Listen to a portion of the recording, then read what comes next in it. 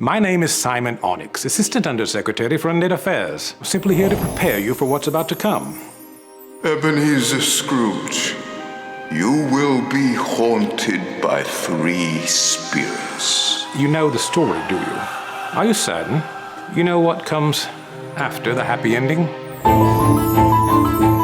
Where is this place?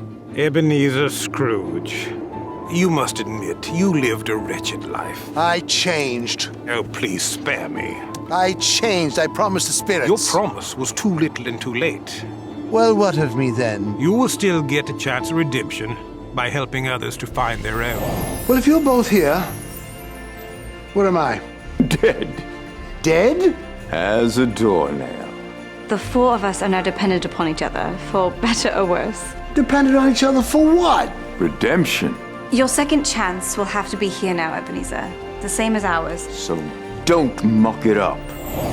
It seems it takes both of you to save an angel. That young lady is who you have to save. We specialize in Christmas miracles. Oh, this should be interesting.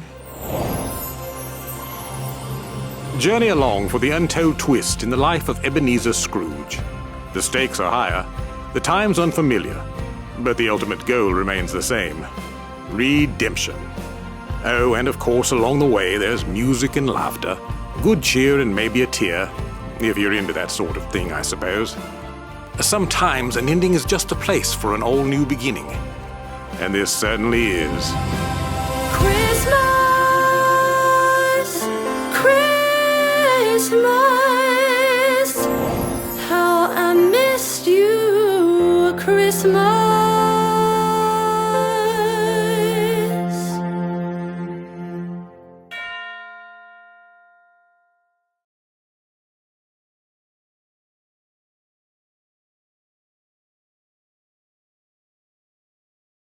Welcome to the Best of the Filmmaker Show. Welcome. Welcome! And welcome. Welcome to the Best of the Filmmaker Show. The 11th season.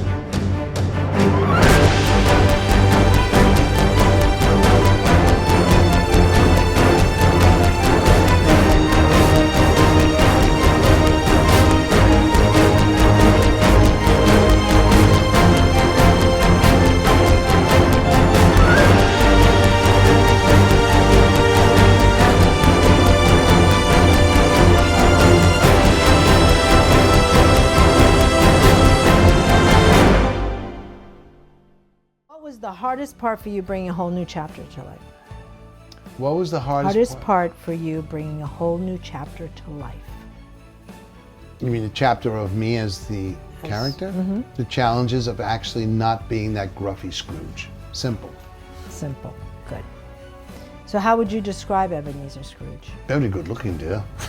Besides that, we know you're very good looking. In transition. In transition. In okay. transition. In transition.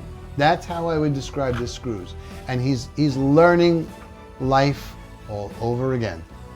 Watch Ebenezer the Traveler on Apple TV Plus and Amazon Prime Video beginning December 6th and listen to the theme song, How I Missed You Christmas, on all music streaming platforms right now.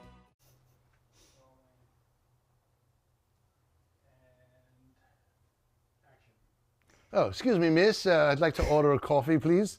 I know, I look like a waitress. You do. I do. But that's not you. I've been asking, I'm not waitressing for anybody. I've been asking for a martini on this set since day one. Then you got to talk to my wife. Ask me if I've gotten one, not a sip. Well, you know, this is a union set. You'll have to get one at some point. Fair. Add it to my trailer. I will say before we start, Jerry, Yes. is I am so excited to be sitting down here with you for a multitude of reasons. But the reason I'm glad that we're sitting down like this right now is because you didn't have to memorize any of your lines. This is true. So this should be pretty quick banter right back and forth. I am very equally proud to sit with you because, you know, I love Marley. I love Tiny Tim.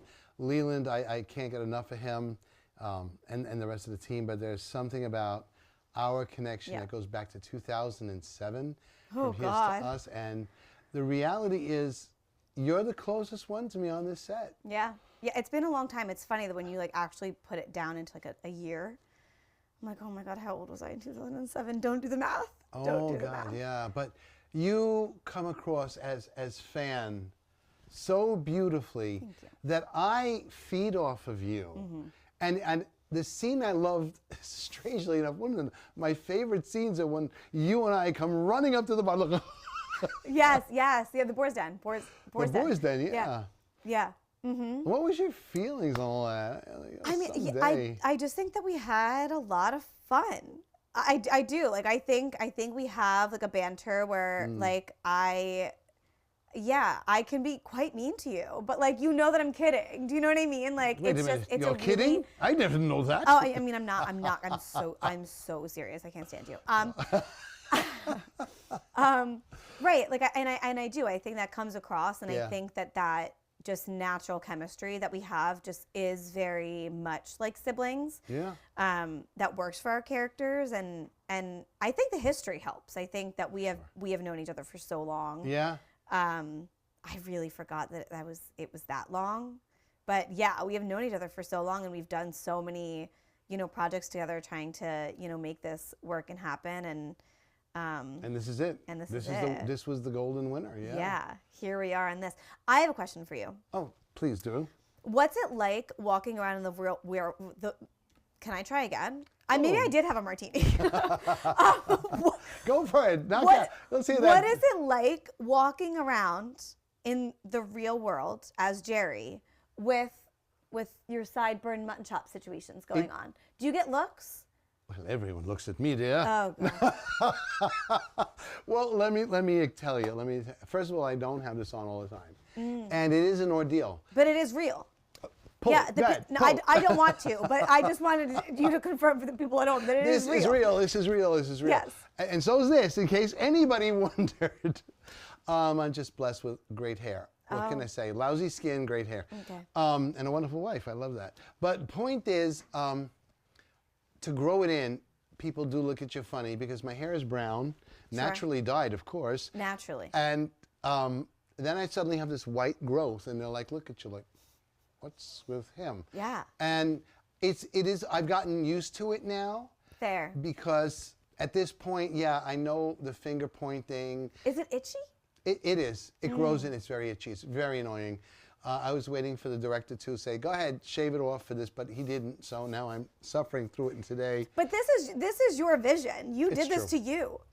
Yes, I did, yeah. Okay. Yeah. When I look at a picture of good as me like that, then I am good. Yeah. Then you're like, it's worth it. It is. Now, how's it like being fan when you're not on a set? And then part two of that, when you are on a set, what was your favorite scenes? Ooh, juicy questions. I don't know. I think that I have developed Fan in such a way that she is part of me now. I feel like I am her and she is me. And so when, we're in front of the camera and we're doing a scene, I'm like, okay, I'm Fan. And then I take a step back and I'm back to Amanda kind of. But like, we're very intertwined at this point, which I think is because I kind of like brought her to life a little. And sure. Yeah, so I think we're almost one and the same. I'm like a Jekyll and a Hyde situation at this point. We're always together. Favorite scene? There were so many. The one that sticks in my mind the most is the last one, only because of the just almost like the completion, like the finality of it all. I was like, oh wow, like this is it. Like we're really done. Like that's kind of crazy. There were a lot of scenes that were a lot of fun to do with Emily, just great. Because, so for those of you who don't know, I grew up with Emily. We did theater together, and so it was really fun kind of then doing something totally different now as adults. And so, those scenes were really fun. I remember like when we had the scene with the stage and she was performing her song and I was like in the wings, like clapping, like that was so genuine. Cause like there have been so many times Amanda has gone to Emily's show being like, you're such a star. And now Fan was going to the show saying you're such a star. So it was fun. There were a lot of good moments. We had every type of climate you can imagine.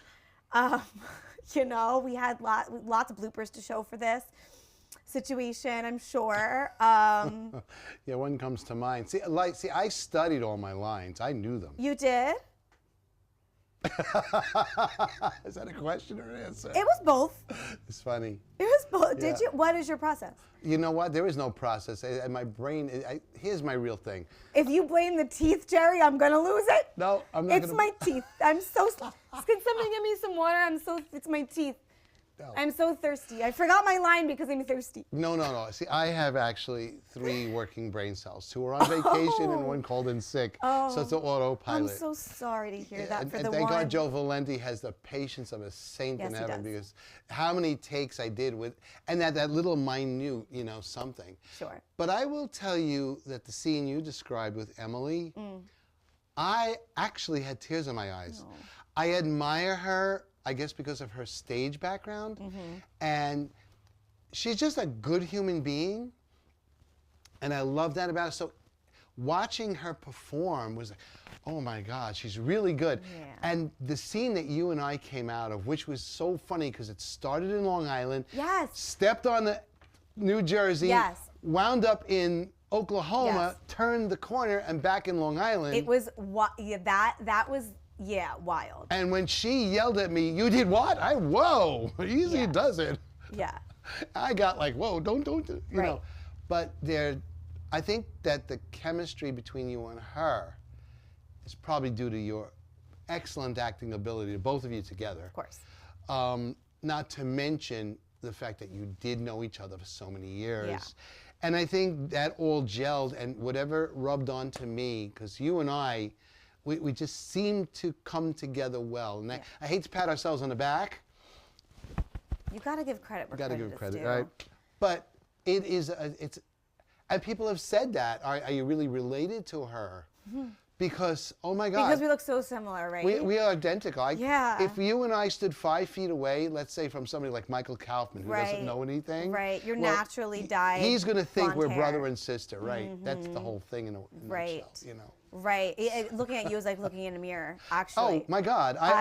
When I brushed my hair this morning, it was just so nice and blonde. Yeah, I'm sure that it was. We need to give this man some mental help. Hey, where do you want this to go? Where do you want our movie to go? Everywhere. I mean, besides Sold and everything else, like where do you see it coming in as a second movie, perhaps? Yeah. Where would you think that would go? Well. Leland, take notes. Go ahead. Well, we did have some ideas that Ebenezer might want to bop around, like Spain, maybe France. I don't know about Spain. Ebenezer in a bathing suit and top hat wouldn't look good. No, honey, I didn't say that we wanted to see you in a bathing suit. You're misinterpreting. Oh, sorry. I sorry. said that we wanted to go to Spain, maybe, to experience some culture. We can go to France, perhaps. I think that we should really use the magic mirror to our advantage. Really? To help those in need. Which we will be doing. Those in need being myself for some travel culture. I see. Pardon me for the wrong thing I thought. Yes. No. Really, I do think it'd be really interesting to see, where we can kind of take this and play with it and see, who we can help and how we can help them and where they are. I think the fun part about this is that there really are no limits. There are no limits. I mean, it's a magic mirror. Do you have one in person in real life? Dear, I have everything times 10. I want the property department. That's enough now. Wait. But really, I mean, sincerely, is there's no limits on this magic mirror. So we could go anywhere and we can do anything and we can talk to, people and we can call collect. Okay.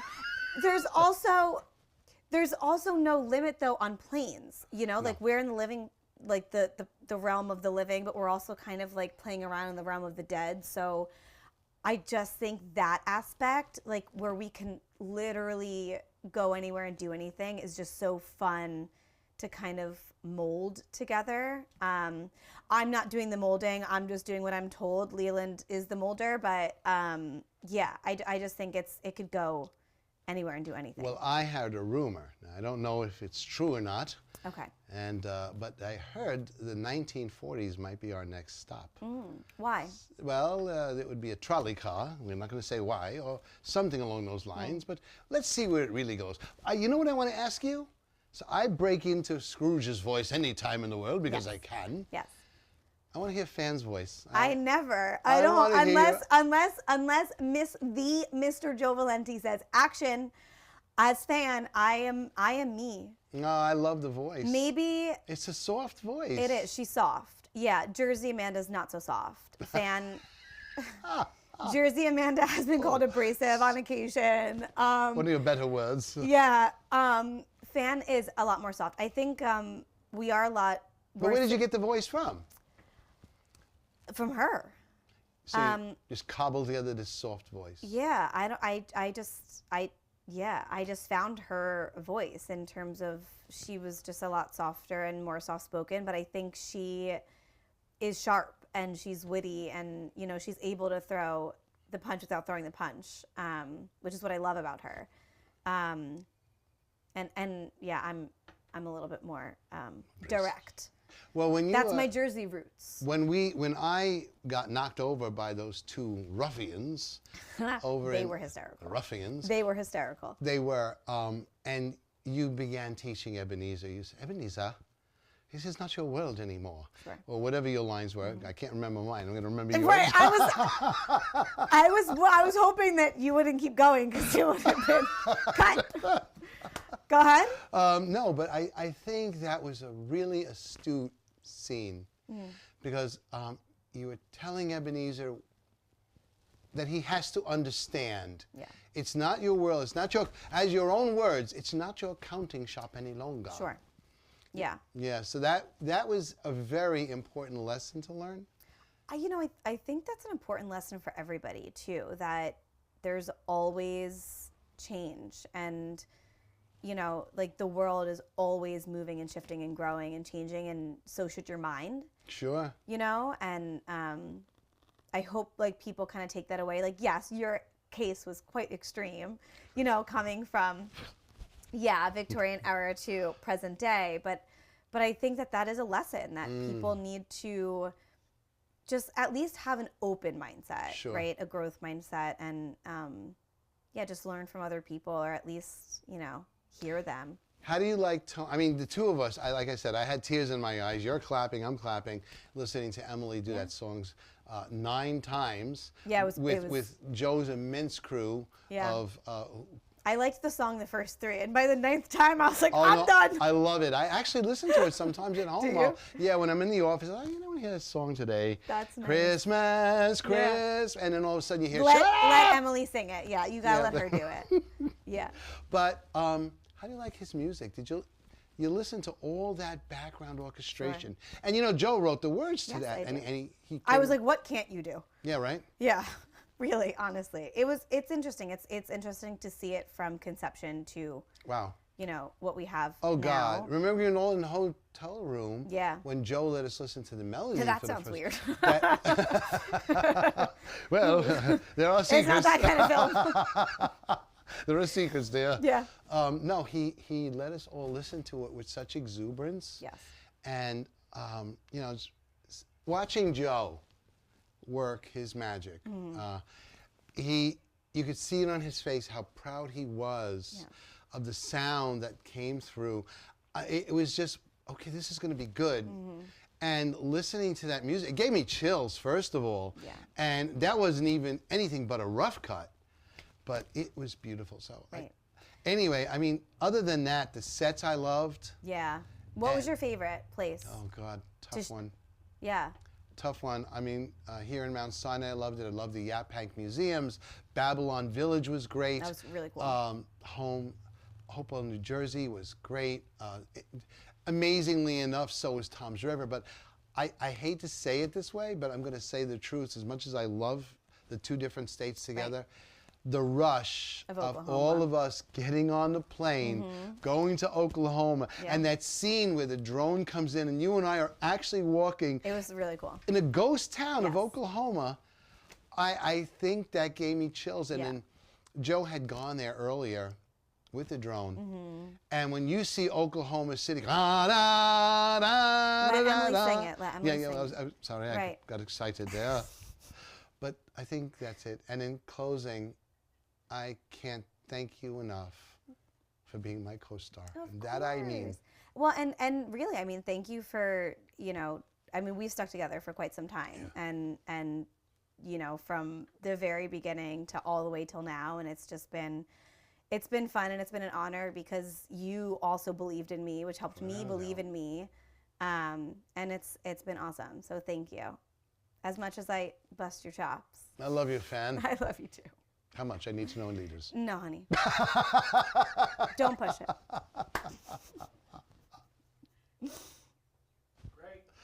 Oh, I love you. You're the best. Yeah. Give me a hug. Who's going to take a picture of you? They're going to have a lot to work with for this. They're going to have to do a lot of Frankenstein. There's a lot. Whatever cohesive conversation they're going to get out of us in the next, however long they say. Am I just talking until you say stop talking? Yeah, I mean, we'll just all right. They're like, you guys are going nowhere with this conversation. Please stop. I've forgotten what the meaning was. Lost so much, no longer care.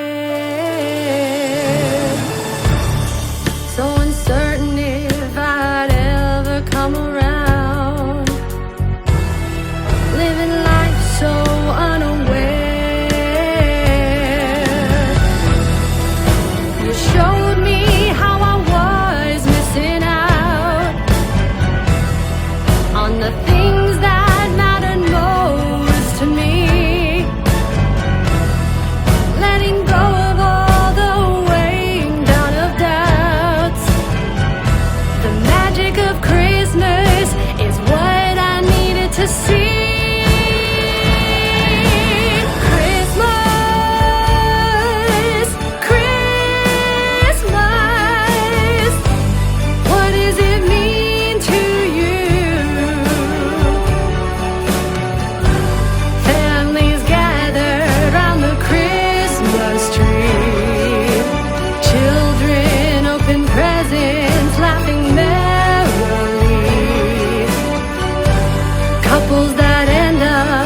Below the mistletoe, dreaming of a white Christmas and seeing it start to snow.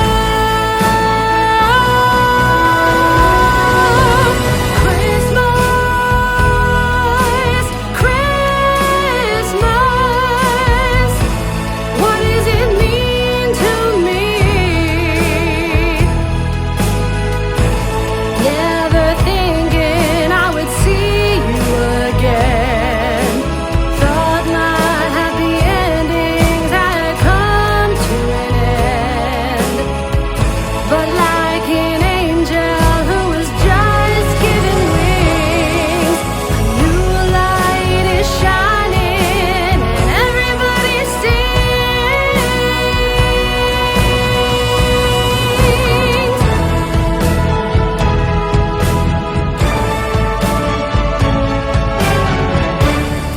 It's been so long since we felt alive. Something missing all these years. Dreams forgotten and we're pushed aside. But now we're becoming so clear. A new day is dawning around the bend. The future is starting anew. It's time to step in the light again. This feeling of Christmas is inside all of you. Christmas, Christmas, what does it mean to us?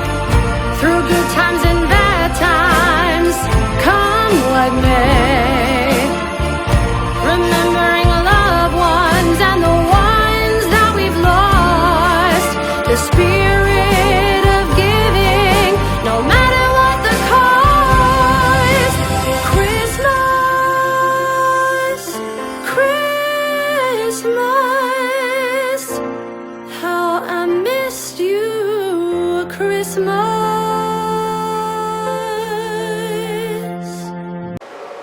Hi everybody, Jerry and Joanne here, and we want to wish you a very Merry Christmas. So from our house To yours. that's a good way of looking at it. We wish you a Merry Christmas and Happy New Year. Health and happiness.